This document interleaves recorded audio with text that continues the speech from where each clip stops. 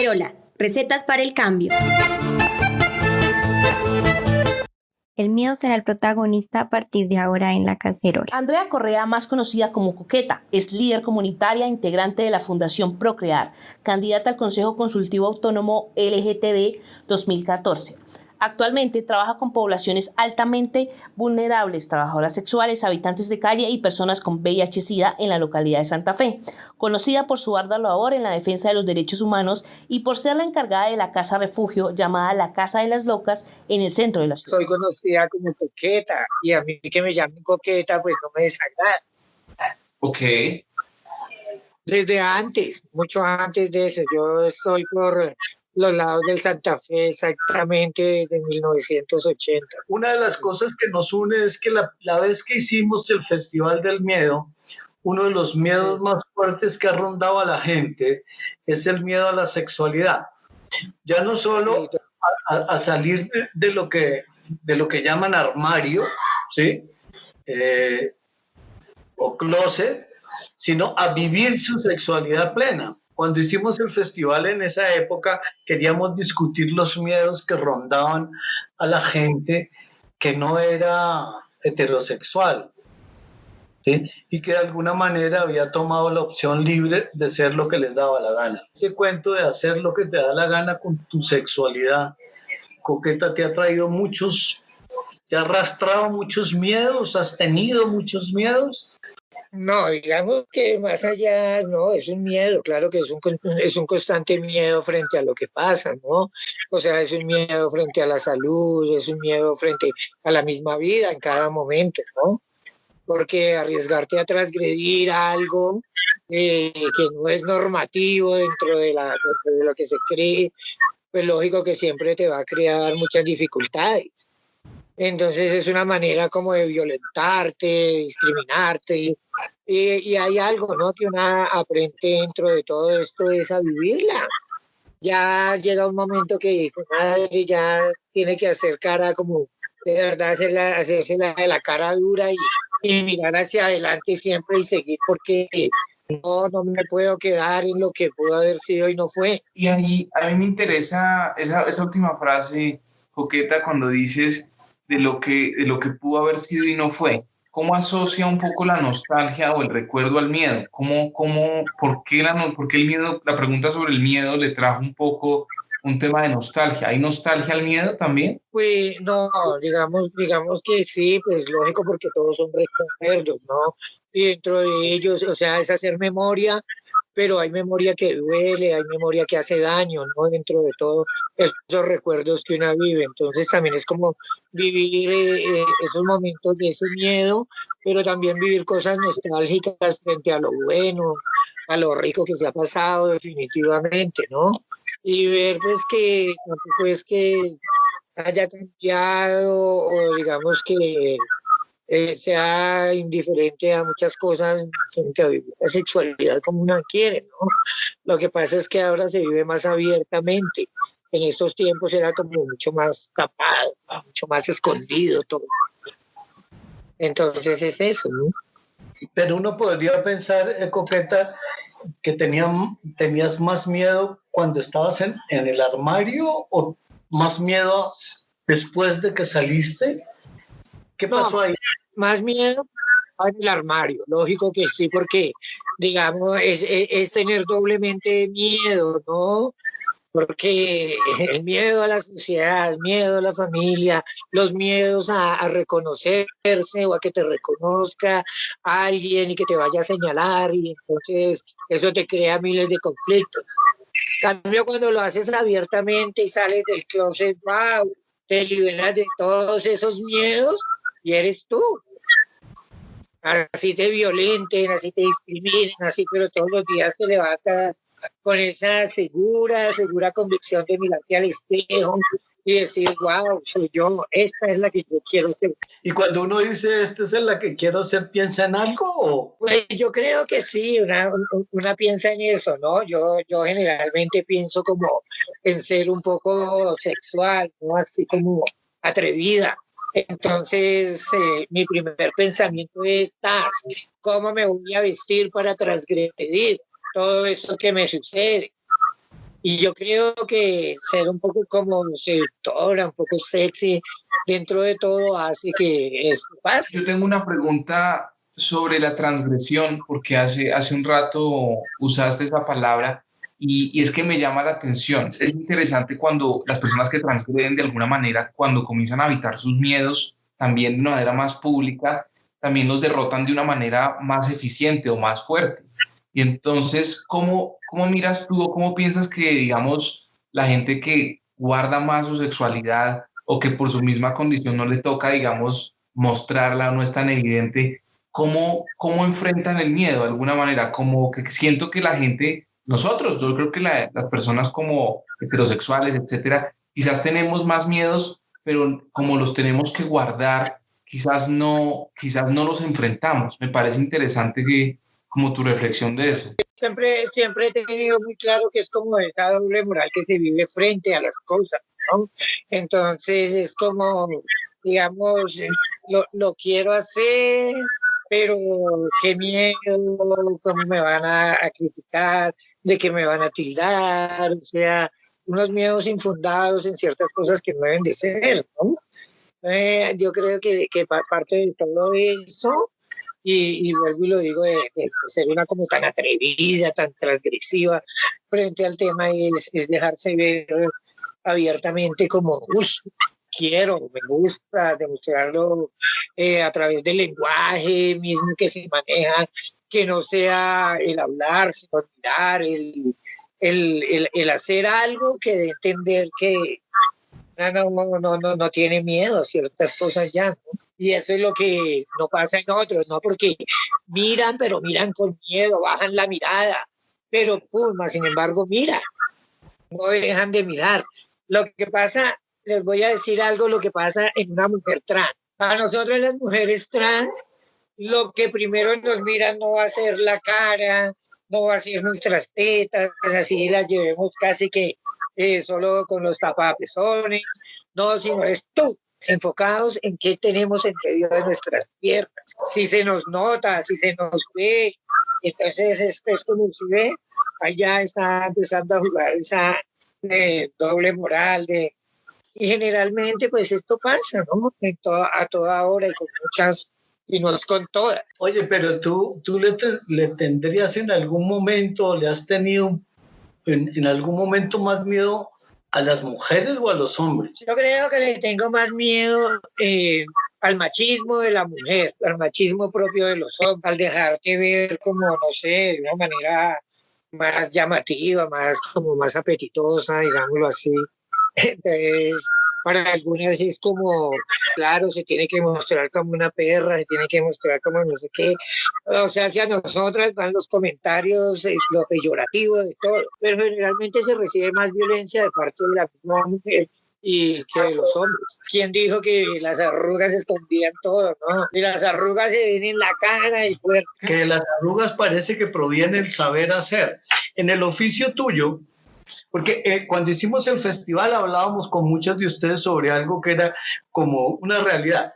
Una cosa era salir del closet, del armario y decir aquí estoy, y otra decir aquí estoy y además tengo este oficio. Esas dos cosas se pegaban y producía muchísimo miedo a ser visto, y era tanto el miedo por el oficio, a que te identificaran que ese era tu oficio, a que además de que tenías ese oficio, eras trans o lo que fueras, ¿sí? Pero siempre va a estar el señalamiento, siempre va a existir como esos miedos tan fundados.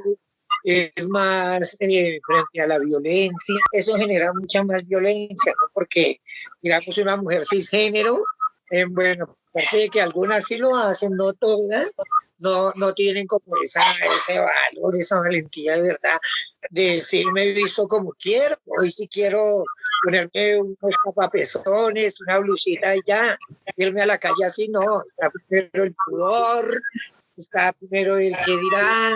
Entonces es ese miedo tan pegado al que dirán, ¿no? Hablar un poco del barrio Santa Fe, es un barrio que conozco y que me ha interesado mucho desde la panadería La Pureza y de ver un poco la comunidad, ahora que uno ve muchos venezolanos también en este sector y también esa renovación urbana que desde hace unos años se viene haciendo, especialmente por el lado de abajo de la 26, con el Centro Memoria, y por arriba, pues esta nueva torre de Richard Rogers, que está ahí en la Caracas con 26. Y de alguna manera me pregunto dos cosas. ¿Cómo es la comunidad en este momento y cómo ve la comunidad ese cambio que se está dando en el Santa Fe, que es un cambio también que podríamos llamarlo de gentrificación, de renovación urbana? ¿Cómo cambia eso también y cómo quizás está tocando el tema del miedo? ¿Cómo la comunidad comienza a sentir también quizás miedo de que esa renovación quizás también signifique un desplazamiento o un cambio también de su lugar, al fin y al cabo de su lugar? Que tristemente nosotras, por ser las trabajadoras sexuales o por ser los habitantes de allí, más no por tener una propiedad o algo, entonces carecemos de cierta información, ¿no? Digamos que las chicas en este momento de verdad no se preocupan tanto porque es que para ellas esto es, ay, a mí qué me importa si esto pone en un edificio, si el plan de ordenamiento territorial dice todo lo que van a hacer, todos los cambios que van a haber, para ellas pues esto todavía no está muy claro, ¿no? Entonces digamos que muchas de nosotras sí tenemos conciencia porque sabemos lo que está pasando, pero esto lo sabemos las que trabajamos y queremos abiertamente darles esta información a todas, pero a todas no les importa porque les interesa vivir el hoy, el ahora, el ya, ¿no?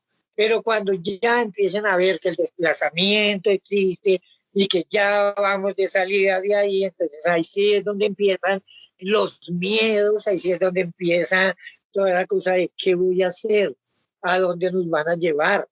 Mire que muchas de nosotras hemos escuchado que, bueno, que así bate, que a esto, algunas se preocupan, pero como también tenemos que tener presente que allí la mayoría de la población es flotante, entonces, digamos que no se preocupan tanto, allí en sí tienen conciencia de todo lo que está pasando y lo que va a pasar, el que es dueño de su negocio, el que sabe que lo van a reubicar, que no tiene esos problemas, pero tristemente basado en eso, en que la población es flotante, poco le interesa porque si un día nos acomodamos en el Santa Fe y allí nos dejaron trabajar libremente, pues nos acomodaremos a donde nos lleven, sin saber que de verdad esto es un desplazamiento que lo han hecho y lo han hecho desde otros espacios. Ahora está pasando en el Santa Fe.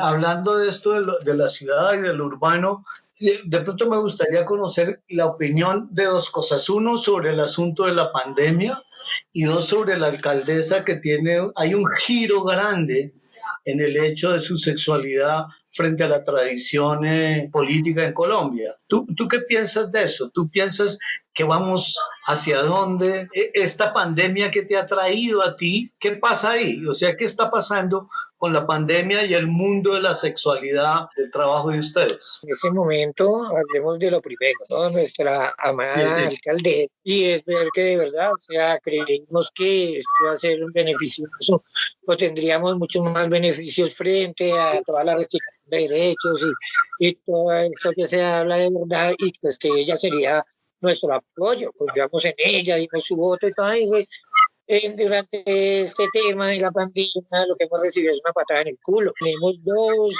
problemas mucho más allá de todo, ¿no? Es que la cuarentena, el confinamiento, la falta de recursos, el olvido estatal, bueno, imagínense todas las cosas que pasan. Y más allá, el miedo a ir a tocar a otra persona porque nos podemos infectar y nos podemos morir, ¿no? Pero tenemos algo muy claro, que si no nos mata el COVID, nos mata el hambre. Entonces, ¿qué nos ha dejado esta pandemia? ¿Qué nos ha dejado todo esto que les he dicho como un olvido estatal tan grande frente a las personas trans? O sea, es que es increíble que no apliquemos a nada, a ningún beneficio del Estado, a nada, pero que definitivamente esa lucha que llevamos comunitariamente y con la sociedad civil han sido las únicas que nos han dado la mano y nos han hecho pues más llevadera esta pandemia y que nos ha enseñado frente a la sexualidad que de verdad también nuestro cuerpo tenemos que aprender a explorarlo y a gozarlo de una u otra manera y disfrutarlo así sea en nuestra propia soledad, ya que de verdad muchas de nosotras llevamos encerradas todo el tiempo que va desde que inició, bueno, todo este encierro que estamos viviendo en este momento. Tengo más miedo en este momento a que me toque otro ser humano. Me llamaba muchísimo la atención de dos grandes miedos, llamémoslo así. Uno, el de este virus, el COVID, que de alguna manera es también aberrante, llamémoslo así, y otro que ustedes sufrieron muy fuerte, que fue el del SIDA. ¿Encuentras alguna similitud en esos miedos? Le tenemos mucho más miedo a todo lo que pasa a los dos, ¿no? Porque es que los dos son muy relacionados, muy transversales a nuestro trabajo, ¿no? Entonces, el uno tener relaciones sexuales, porque no el uso de condón en esos años, y ahora con el uso del condón sí, pero que tampoco se quiere, y la prevalencia tan alta que hay en mujeres trans que viven y conviven con VIH, pero que definitivamente nos puede más la gana y pues mucho más la vergüenza frente a un diagnóstico por el tema de la discriminación, por el tema del señalamiento, porque imagínense, trans, puta y sidosa, pues es el acabose, ¿no? Y ahora para completar, entonces llega el COVID-19 y nos acaba de rematar. Volviendo un poco a este tema del urbanismo y de la ciudad y de ese desplazamiento un poco que son víctimas muchas veces, uno ve ciudades como Ámsterdam, por ejemplo, que han logrado tener un desarrollo muy interesante donde de alguna manera el trabajo sexual es visto como un potencial también de la misma ciudad y hay mucho respeto y hay mucha dignidad también para los hombres y las mujeres y los trans que pues hacen este trabajo. ¿Cómo podría ser una propuesta también hacia la ciudadanía y hacia las sociedades de ustedes de decir, bueno, pero ¿por qué no también se valora el oficio y se valora también pues la decisión de ustedes y también la manera en que ustedes llevan su situación, ¿no? Yo creo que ahí hay un punto que quizás acá, ese desplazamiento del que ha sido víctima me parece que habla mucho de una sociedad que no los valora y no las valora. Mire, ese es un tema,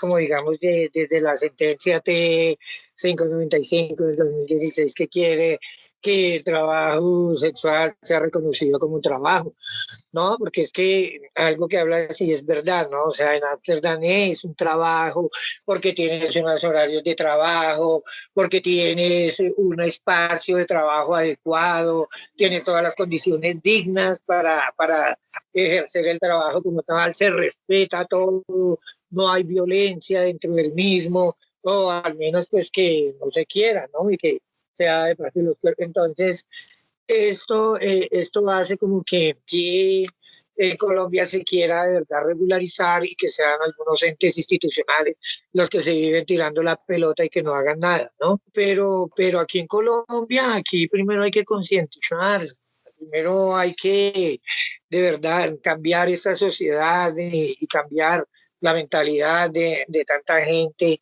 y no al señalamiento. Es que nadie se da cuenta cuántas mujeres han entregado su vida en la prostitución para pagar carreras de sus hijos, cuántas trans no se mueren en el trabajo sexual porque tienen una familia que mantener, porque, o sea, no se reconocen muchas cosas que deben de ser, ¿no? Y no es dignificar, el trabajo, no, es dignificar la persona como tal y que hayan unas leyes que se cumplan de verdad y que sean como valeras, porque es que aquí se hablan de tantas cosas y un papel aguanta mucho, pero la realidad es que vivimos son totalmente diferentes. O sea, aquí sí se vive el olvido, la discriminación, el señalamiento, la exclusión y todo lo que usted quiera ver de verdad que sea negativo frente a todo, ¿no? Dignificar la palabra puta, ¿no? O sea, puta, es que yo no soy una puta, yo soy una señora puta y como tal merezco respeto. Entonces son como muchas cosas, ¿no? Pero en sí, aquí de verdad lo que falta primero es conciencia frente a las cosas y a la realidad que vivimos.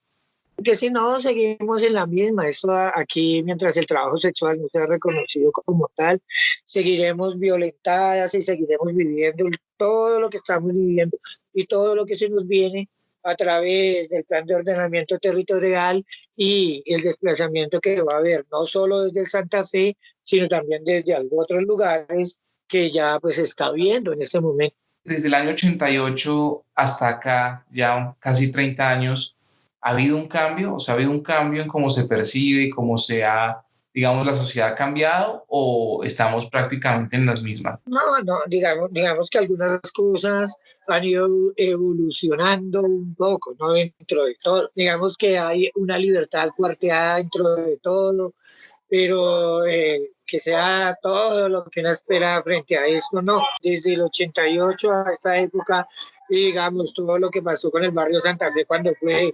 declarada zona de alto impacto, pues se pensó que esto iba a cambiar, ¿no? Y que iba a ser mucho mejor, puesto que ya no se sufrirían las mismas violencias a las cuales pues, siempre estábamos sometidas.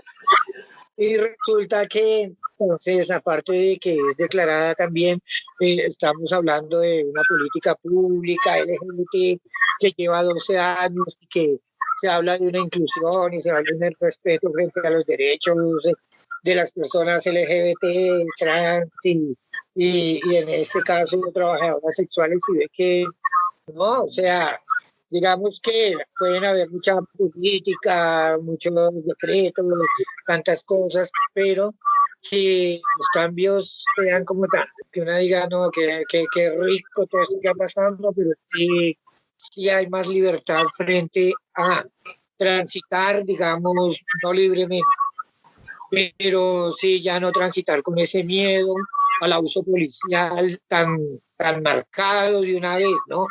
Porque es que en el 88 nosotros teníamos que borrar techo, teníamos que escondernos en todo lado, teníamos que correr cuando veíamos un policía. Pues ahora no tenemos que correrle, pero tenemos que ir preparadas todavía frente a la violencia que puede ejercer sobre nuestros cuerpos. Como que ha habido un cambio de lenguaje en el asunto del mundo general de la prostitución en sus mil formas. Antes, la gente joven iba a unos lugares que llamaban la zona de tolerancia. Y las zonas de tolerancia eran espacios donde la profesión o la actividad sexual pagada tenía como un gran nivel de aceptación. La gente aceptaba que había zonas de tolerancia. Y después empezó una condena muy fuerte, ¿sí?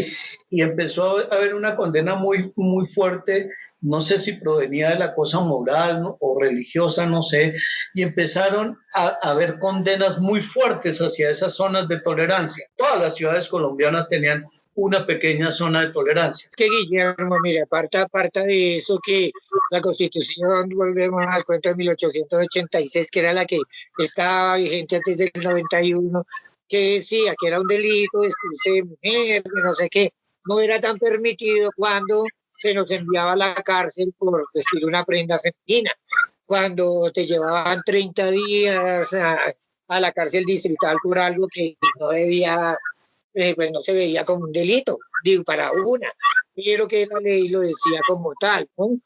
Entonces, digamos que esto empezó a cambiar un poco más y digo yo fue cuando los bares gays empezaron a ser como un poco más visibles.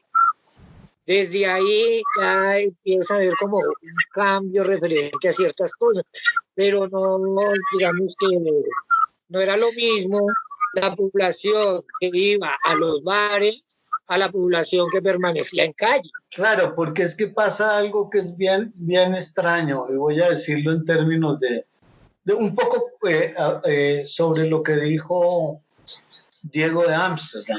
La primera vez que estuve en Ámsterdam, que fue en 1970, las vitrinas de Ámsterdam eran un lugar de turismo.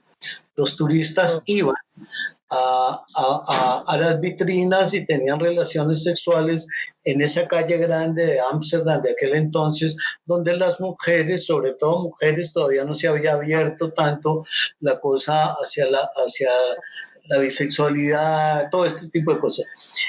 ¿Y qué pasó? ¿Qué es lo que a mí me parece que hay que tenerle miedo a la normalización?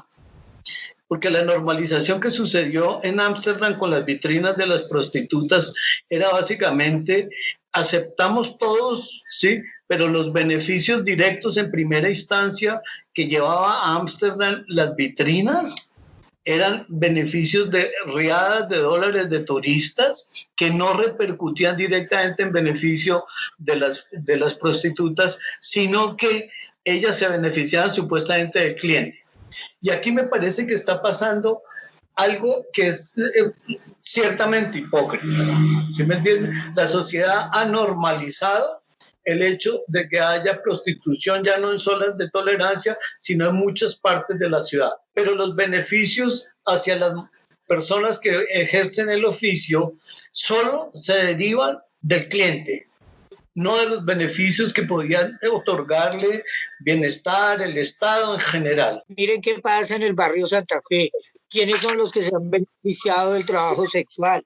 Han sido los dueños de los negocios más que las trabajadoras sexuales, porque la que produce es una, ya sea mujer trans, cisgénero, lo que sea, es la que está produciendo, es la que está dejando el dinero allá a diario, ¿no? ¿Cuándo se ha recibido un beneficio de parte de ellos? No, es todo lo contrario, explotación, saque. Si yo veo que si puedo sacar todo y el máximo, yo lo hago.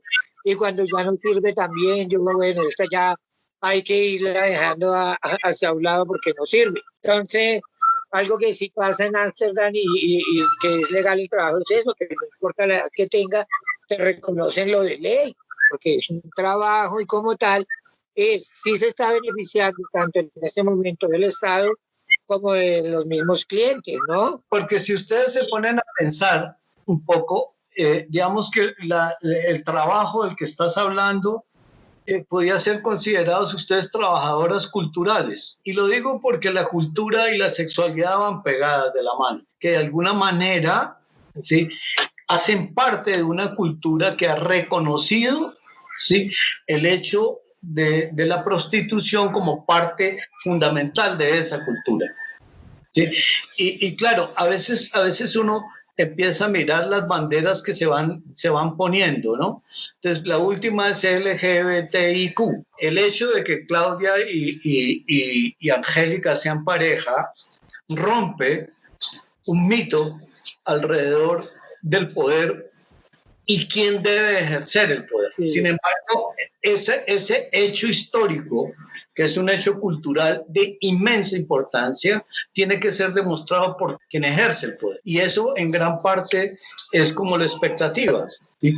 Y otras pareciera ser que no encontraron otro mundo donde esconderse. ¿Qué invitación de una mujer que le ha tocado muy difícil en una sociedad como esta y que ha tenido que transgreder de alguna manera sus miedos y sus fronteras? ¿Qué invitación a la gente joven? Porque pues es algo que a mí me parece muy importante. Yo pienso que una cultura del miedo como la que vivimos, tenemos que hacerle una guerra dura a esta cultura del miedo que a la gente joven se la vive reprimiendo. ¿Qué invitación harías tú para mí, para las personas que ven este programa también, que lo escuchan? ¿Cómo derrotar los miedos y por qué derrotarlos? Esa sería mi pregunta, la mía final, de alguna manera. Yo siempre le he dicho que cómo derrotas el miedo, pues enfrentándolo, ¿no?